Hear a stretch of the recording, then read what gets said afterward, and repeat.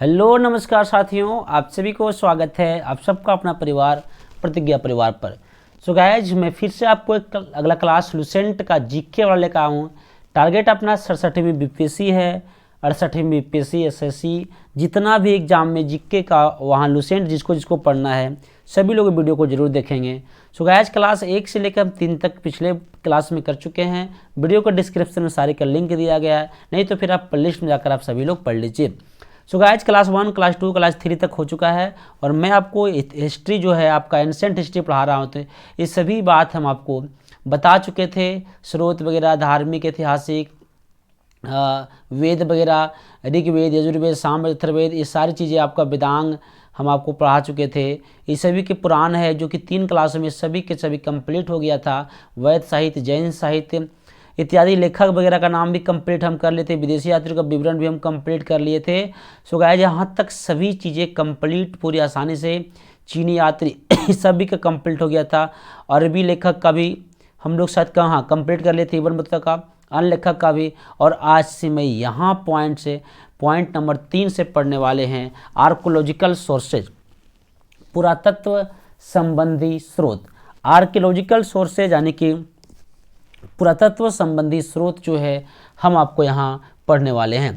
So guys, आज की class में यहाँ पे कंप्लीट करता हूँ पुरातत्व संबंधी क्लास। आपको अच्छा लगता होगा तो लाइक करना, शेयर करना और सभी लोग ना चैनल को सब्सक्राइब करके जरूर बेल आइकन दबाना।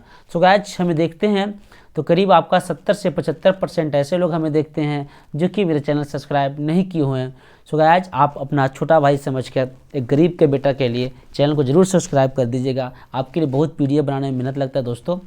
चलिए दोस्तों, शुरू करते हैं आपका पुरातत्व संबंधी स्रोत, आर्कियोलॉजिकल सोर्सेज के बारे में। क्या आर्कियोलॉजिकल सोर्सेज क्या है? देखिए दोस्तों, आर्कियोलॉजिकल सोर्सेज में हम आपका अभिलेख के बारे में पढ़ेंगे, इंस्क्रिप्शन के बारे में हम पढ़ेंगे। उसके बाद स्तंभ लेख क्या होता है और सिक्के तथा अन्य के बारे में हम पढ़ सकते हैं। दोस्तों, यहाँ क्वेश्चन आता है कि जो आपका अभिलेख होता है ना, उसके अध्ययन को क्या कहा जाता है? तो गाइस याद रखना, एपिग्राफी कहा जाता है। स्टडी ऑफ अभिलेख या इसिप्ट क्या कहलाता है? एपिग्राफी। तो जहाँ पे भी अभिलेख की अध्ययन किया जाए, अभिलेख के अध्ययन को हम एपिग्राफी कहते हैं, एपिग्राफी के नाम से हम जानते हैं। सो गाइस, ये अभिलेख है, स्तंभ लेख है और आपका सिक्के के बारे में है। सिक्के सभी चीज़ों के बारे में हम यहाँ से पढ़ने की कोशिश करते हैं। आप देख पा रहे हैं कि अभिलेख किस टाइप से लिखा हुआ है, अभिलेख किस टाइप से लिखा हुआ है, स्तंभ लेख किस टाइप से लिखा हुआ है और अन्य जो सिक्के वगैरह है ये आपका क्या है। सो गाइस, यहाँ समझने की हम पूरे प्रयास करेंगे अभिलेख के बारे में, स्तंभ लेख के बारे में और अपना सिक्के के बारे में।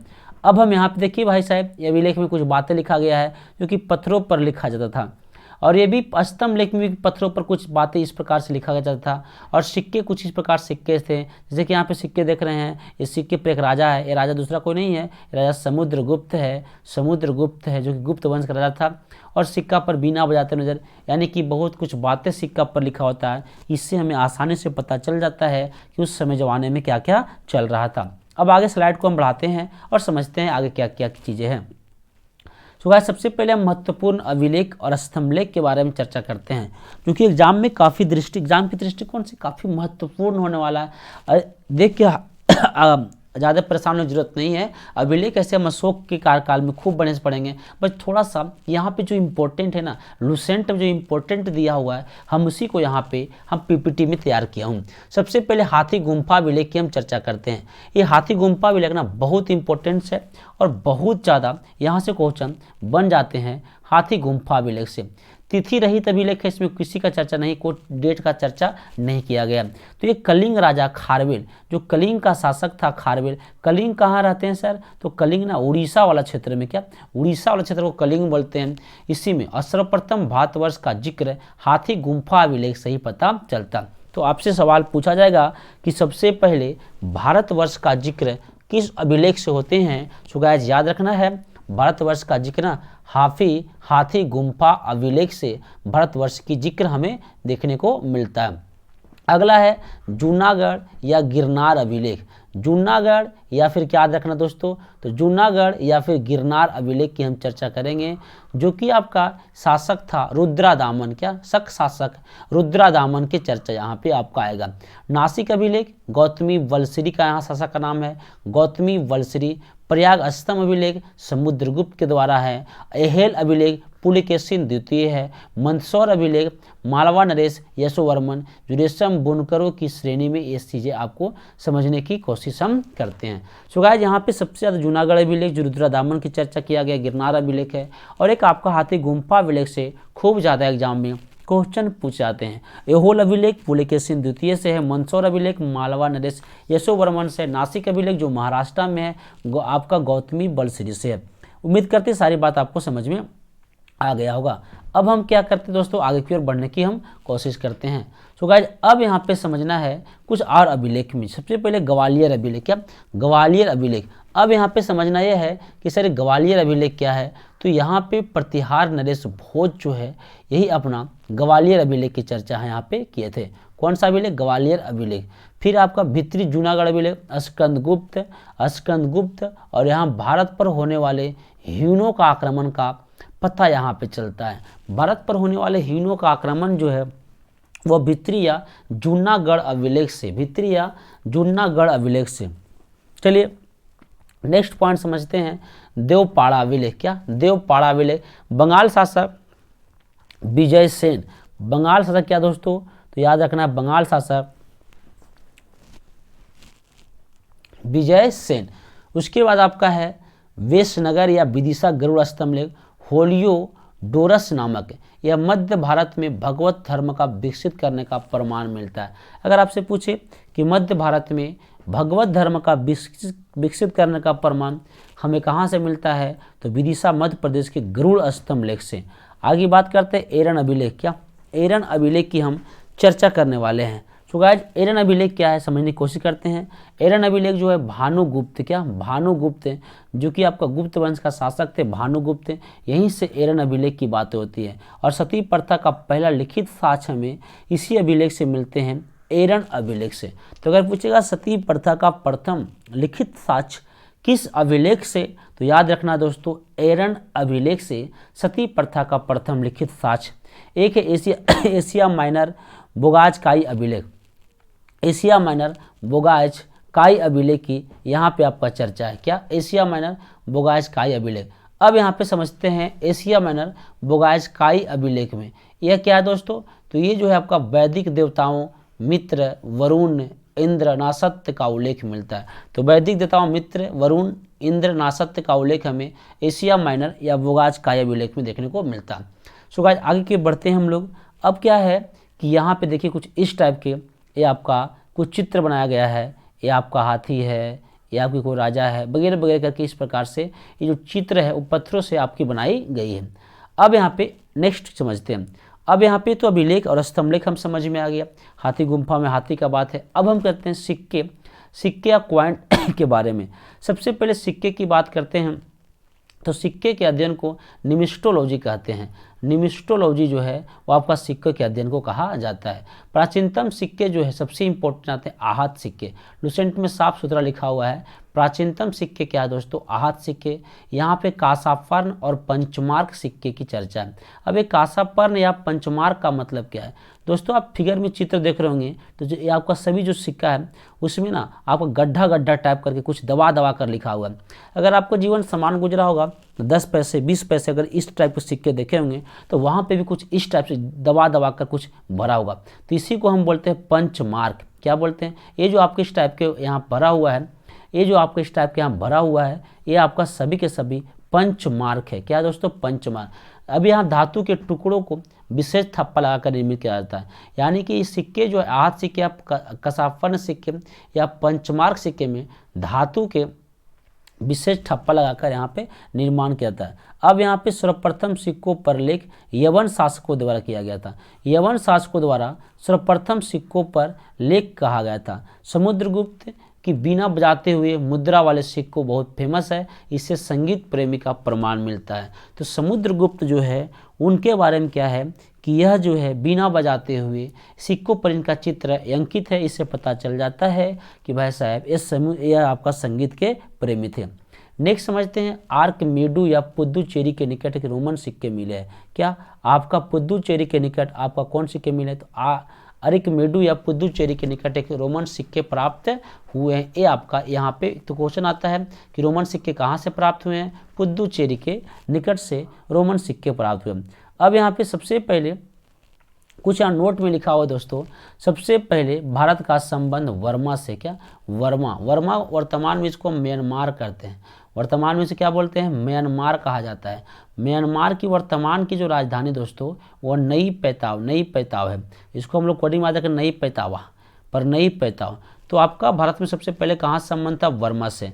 अब यहाँ पे वर्मा को शुरुआत में स्वर्ण भूमि कहा जाता है। कौन भूमि कहते हैं? तो इसे हम स्वर्ण भूमि कहते हैं, जो वर्तमान में म्यांमार कहा गया है। अब यहाँ पे हम जब बात करते हैं फिगर के दृष्टिकोण से, तो गाइस आपको ये इंडिया आपको नज़र आ रहा होगा, और ये पूरा के पूरा जो ये आपका चित्र जो दिख रहा होगा यही अपना क्या है? तो यही ना सर अपना वर्मा है, यही अपना म्यांमार है, जिसको पहले कहा जाता स्वर्ण भूमि। तो याद रखना म्यांमार एक भूमि है, सो गाइस जिसे हम स्वर्ण भूमि कहेंगे।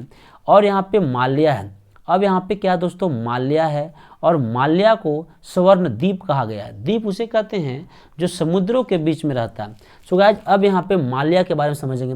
तो ये जो आपके दिख रहा होगा ना, ये अपना क्या है? माल्या है। ये अपना माल्या है, क्योंकि सुमात्रा वगैरह पहले सब एक में था, लेकिन अभी माल्या वर्तमान में यही है। तो अगर माल्या का प्राचीनतम नाम क्या है? तो स्वर्ण द्वीप, क्योंकि ये माल्या अभी भी द्वीप है, स्वर्ण द्वीप, और वर्तमान में इसका स्वर्ण भूमि कहते हैं। कंबोडिया वर्तमान में पहले इसका नाम था कंबोज। क्या नाम दोस्तों आपका? कंबोडिया को अपना कंबोज कहते थे। अब यहाँ पे चित्र में यहाँ पे आप देखिएगा, यहीं पे कुछ इस प्रकार से कंबोडिया है, जिसको उस समय कंबोज कहा गया था। जावा, क्या दोस्तों? जावा, पहले इसको यव द्वीप कहते थे। जावा को पहले जो है यव द्वीप को नाम से हम जाना जाता था। अब यहाँ पे इसको जावा को खोज लीजिए, कहीं फिगर में होगा, कहीं फिगर में तो होगा। देखिए जावा सागर यहाँ पे आपको मिल रहा होगा, जावा सागर नीचे आपको मिल रहा है, जावा सी मिल रहा होगा।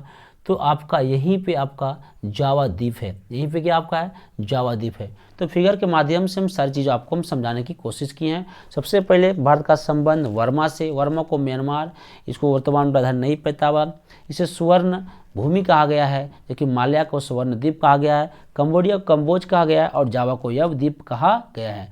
आगे की ओर बढ़ते हैं। अब यहाँ पे अध्याय 2 है, चैप्टर 2 है। ये चैप्टर 2 में थोड़ी सी चीज़ों को हम समझने की कोशिश करते हैं। चैप्टर 2 में आपका सबसे पहले प्राग ऐतिहासिक काल। क्या दोस्तों? प्राग ऐतिहासिक काल की हम बात करते हैं, प्री हिस्टोरिक पीरियड की हम यहाँ पे बात करते हैं। तो ये प्राग ऐतिहासिक काल, चैप्टर 2 आपका शुरुआत हो गया है। प्राग ऐतिहासिक काल, आदि ऐतिहासिक काल, ऐतिहासिक काल, 3 टाइप्स के काल यहाँ पे पढ़ना है। सो गाइस अगर आपकी ऐसे किया जाए कि इतिहास कितने प्रकार के, तो आप सभी को पता है ना कि इतिहास 3 प्रकार के होते हैं। तो ये इतिहास जो प्राचीन काल, मध्यकालीन काल और आधुनिक काल जो होती है, ये ऐतिहासिक काल का 3 भाग है। प्राचीन, आधुनिक, मध्यकालीन और आधुनिक, ये ऐतिहासिक काल का इतना पार्ट है। ये जो आकर पूछे इतिहास, तो लेखन के आधार पर इतिहास को हम 3 भागों में बांट के पढ़ते हैं। किसके आधार पर? लेखन के आधार पर इतिहास को 3 भागों में बांट के पढ़ते हैं। सबसे पहला है प्राग ऐतिहासिक, बहुत इंपॉर्टेंट दोस्तों। प्राग ऐतिहासिक, आदि ऐतिहासिक और आपका ऐतिहासिक काल में क्या क्या? प्राग ऐतिहासिक, आदि ऐतिहासिक और अपना ऐतिहासिक काल में। अब हम बात करते हैं प्राग ऐतिहासिक का। प्राग ऐतिहासिक काल में कोई भी लिखा हुआ साक्ष्य हमको नहीं मिलता है। यहाँ किसी भी प्रकार से लेखन का साक्ष्य नहीं मिला, ना तो यहाँ लिखा गया है और ना ही यहाँ पढ़ा गया है। तो सिंपल सी बात है, जब लिखले नहीं गया है तो काहे ले पढ़ेंगे? पिए केकरा सजे केकरा खातिर, जब पिए आंधर बा। तो यहाँ पे प्राग ऐतिहासिक का ना तो लिखा गया है ना तो पढ़ा गया है। लेकिन अब करते हैं आदि ऐतिहासिक का चर्चा। तो जब आदि ऐतिहासिक का चर्चा करते हैं तो इसमें लिखा गया है परंतु अपठनीय, मतलब पढ़ा नहीं गया है। तो इसमें पढ़ने की सफलता हमें नहीं मिला है। सो गाइस सिर्फ और सिर्फ हमें यहाँ पे लिखने की सफलता मिले। ऐतिहासिक काल में पठनीय लेखन, क्या? पठनीय लेखन, मतलब कि इसमें लिखने का भी सफलता है, लिखा भी गया है और इसमें पढ़ा भी गया है। अब यहाँ ऐतिहासिक काल में सबसे पहले स्टोन एज के बारे में हम समझते हैं। पाषाण काल के बारे में हम समझते हैं। और यहाँ पे पाषाण काल ही पढ़ना है प्रागैतिहासिक काल में, और आज ऐतिहासिक काल में सिंधु घाटी सभ्यता पढ़ना है, इंडस वैली सिविलाइजेशन पढ़ना है, और अपना ऐतिहासिक काल में वैदिक काल से शुरुआत करना है, वैदिक काल से आरंभ तक मतलब कि वर्तमान तक, ये हमें ऐतिहासिक काल में पढ़ना। और इसी ऐतिहासिक काल को 3 भागों में बांट देना है, प्राचीन भारत, अब मध्यकालीन भारत और अपना आधुनिक भारत। सो गाइस अब हम समझते हैं यहाँ पे, तो यही आपका ऐतिहासिक काल 3 भाग में कौन कौन पढ़ना है, प्राचीन इतिहास, मध्यकालीन इतिहास और अपना आधुनिक इतिहास। ये 3 भागों में हम यहाँ से पढ़ने की क्या करेंगे, कोशिश करेंगे। आगे की ओर बढ़ते दोस्तों, सबसे पहले कुछ एविडेंस समझते हैं, कुछ अपना साक्ष्य समझते हैं। तो इसका क्या क्या एविडेंस है, तो सबसे पहले प्रागैतिहासिक काल का कुछ एविडेंस समझते हैं। तो इसका साक्ष्य जो है ना, आपका प्राचीन काल का जो साक्ष्य है वो ज्ञानी मानव होमोसेपियंस से मिला।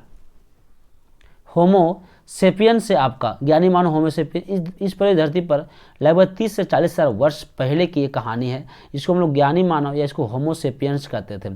भारत में सबसे प्राचीनतम मानव कपि जो होते हैं वो आपका श्वेत गिबन, जो कि असम में पाया जाता है। क्या असम में पाया जाता है श्वेत आपका कपि। देखिए यहाँ पे आप देख रहे होंगे, ये जो आपका बंदर वाला है वही आपका ज्ञानी मानव होमोसेपियंस है। सबसे पहले ये बंदरे आए थे, फिर अपना क्या आए थे भाई साहब, गिबन की बात करते हैं। उसी प्रकार से भारत में मनुष्य का सर्वप्रथम प्रमाण तो नर्मदा घाटी से मिलता है। तो मनुष्य में आपका भारत में मनुष्य का सबसे प्रथम कहाँ से मिलता है प्रमाण, नर्मदा से मिलता है। रॉबर्ट ब्रूस फुट एक व्यक्ति से जो भारत में पूरा पाषाण कालीन औजारों की खोज किया।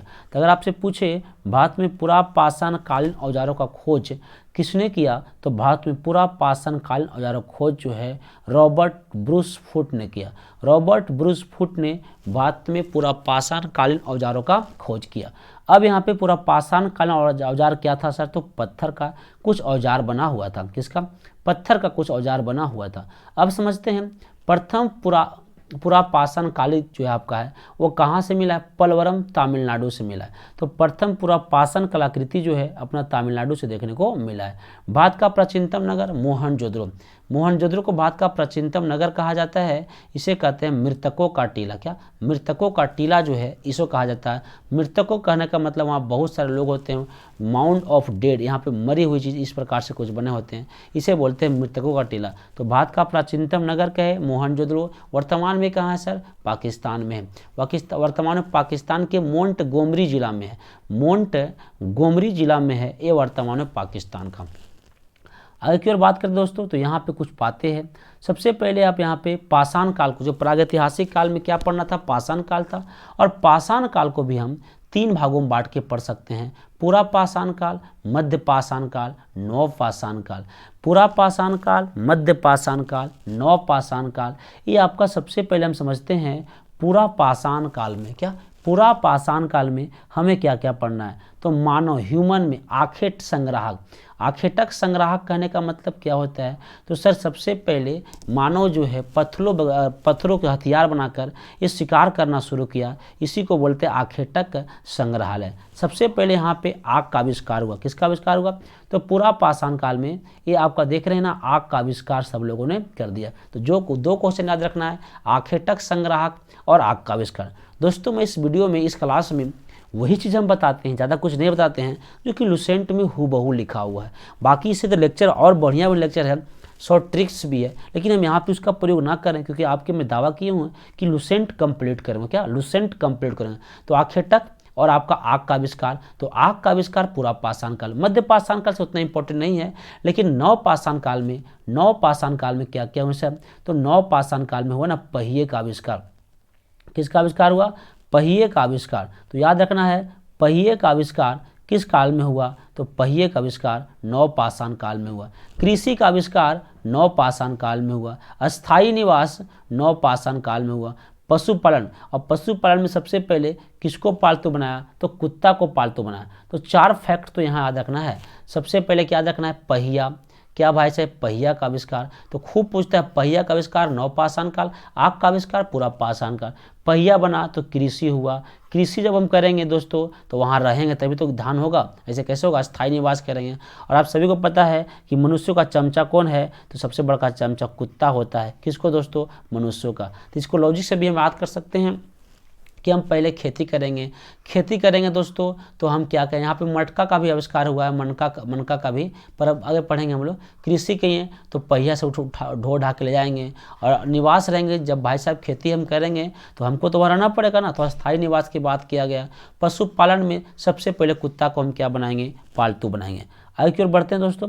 अब यहाँ पे कुछ कृषि औजार की बात किया गया है, एग्रीकल्चर एंड टूल्स की बात किया गया है कि कृषि औजार जो है वो आपका क्या क्या है। सबसे पहले आविष्कार तो नवपाषाण काल में, कौन पाषाण काल में, नवपाषाण काल में कृषि का आविष्कार हुआ और आपका इसका कुछ औजार बना। तांबे का आविष्कार, तांबे का औजार कहाँ बना, नवपाषाण काल में। यहाँ पे हम क्या पढ़ रहे थे, तो आपका पूरा पाषाण, मध्य पाषाण और नवपाषाण। तो नवपाषाण में और कुछ काम हो जो इंपॉर्टेंट यहाँ मैंने इसको सजाया।